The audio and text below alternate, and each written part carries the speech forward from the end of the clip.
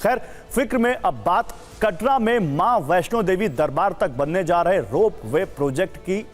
इस खबर में आधुनिक विकास का मॉडल भी है और विकास के कारण लोगों की रोजी रोटी पर, आजीविका पर पड़ने वाला संकट भी है। इसको आपको थोड़ा ध्यान से निष्पक्ष होकर देखना पड़ेगा।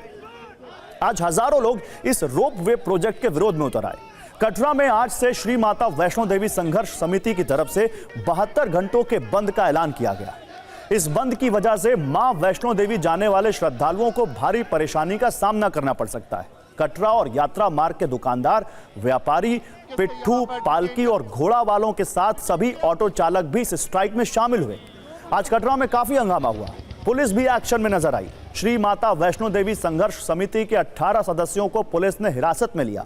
इस दौरान प्रदर्शनकारियों और पुलिस के बीच धक्का मुक्की भी है।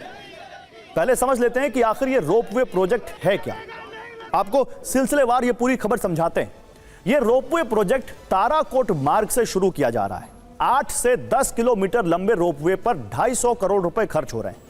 अभी वैष्णो देवी मंदिर तक कुल रास्ता लगभग 14 किलोमीटर लंबा है, लेकिन प्रोजेक्ट पूरा हो जाने के बाद कटरा से सांझी तक की दूरी सिर्फ 6 मिनट में तय की जा सकेगी। अभी मां वैष्णो देवी के दर्शन के लिए 6 से 7 घंटे की चढ़ाई करनी पड़ती है, लेकिन रोपवे प्रोजेक्ट पूरा हुआ तो उसके बाद सिर्फ 1 घंटा लगेगा और मंदिर तक पहुंच सकेंगे। स्थानीय दुकानदार और दूसरे व्यवसायी इस प्रोजेक्ट का विरोध कर रहे हैं। उनकी क्या नाराजगी है, अब वो समझाता हूं मैं आपको। दुकानदारों का तर्क है कि रोपवे बनने के बाद उनके व्यापार पर बड़ा असर पड़ेगा। यात्रा के मार्ग में पिट्ठू और पालकी वालों की तादाद 10 से 12 हजार है और रोपवे बनने के बाद उनके व्यवसाय पर बड़ा असर पड़ेगा। उनका कहना है कि वो हर रोज 1000 से 2000 कमाते हैं, लेकिन रोपवे बनने के बाद कोई उनकी सेवाएं नहीं लेगा। मंदिर ट्रैक तक 2000 से 2500 दुकानों की कमाई कम हो जाएगी। इसके अलावा यात्रा मार्ग में पड़ने वाले बाण गंगा, चरण पादुका, अर्धकुंवारी और सांझी छत जैसे स्थलों की रौनक घट जाएगी, क्योंकि मां वैष्णो देवी के दर्शन करने वाले भक्त यहां भी रुकते हैं। और यही वजह है कि इस प्रोजेक्ट का विरोध करने वाले कह रहे हैं कि जब तक रोपवे प्रोजेक्ट पूरी तरह बंद नहीं हो जाता तब तक वो प्रदर्शन करते रहेंगे। जबकि श्राइन बोर्ड का कहना है कि इस प्रोजेक्ट का फायदा बुजुर्गों को, विकलांगों को और बच्चों को होगा, यानी वो लोग जिनको इतनी लंबी चढ़ाई चढ़ने में दिक्कत होती है। लेकिन यह भी सच है कि मां वैष्णो देवी के दर्शन करने वाले ज्यादातर लोग केबल गाड़ी की सेवाएं भी लेना चाहेंगे। इससे रोपवे मार्ग में हजारों दुकानदारों और पिट्ठू पालकी वालों की कमाई पर असर पड़ना लाजमी है। आज कटरा में क्या हालात थे, इस पर आप एक न्यूज रील देखिए।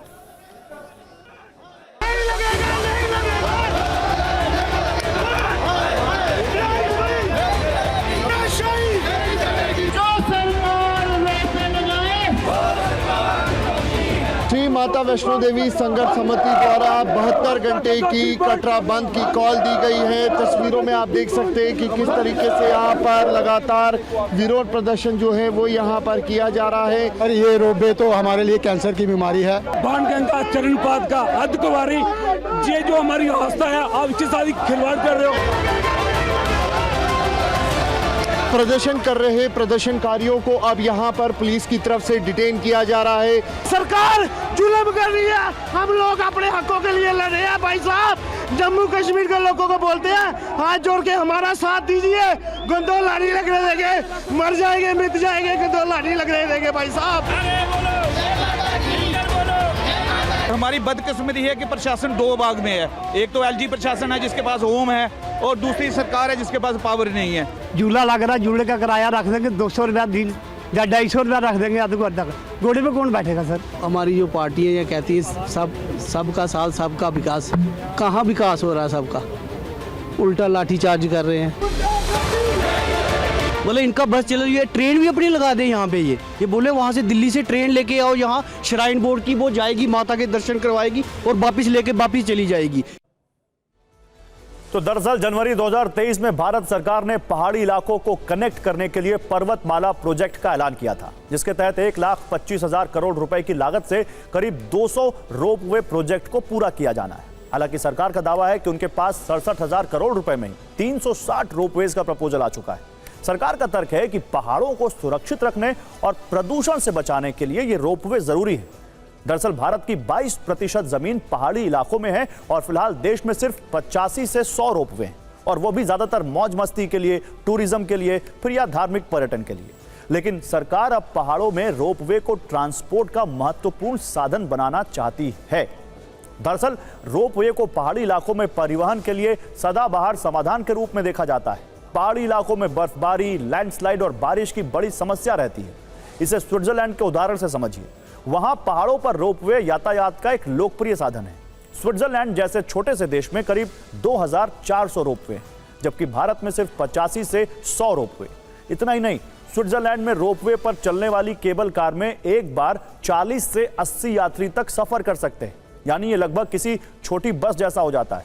जबकि भारत के केबल कार छोटी है भारत की, जिसमें 8 से 10 यात्री ही सफर करते हैं। इसलिए सरकार पर्वतमाला प्रोजेक्ट के तहत देश में बड़े पैमाने पर रोपवे बनाना चाहती है। लेकिन इसका दूसरा पक्ष लोगों की रोजी रोटी से, उनकी कमाई से, आजीविका से जुड़ा है।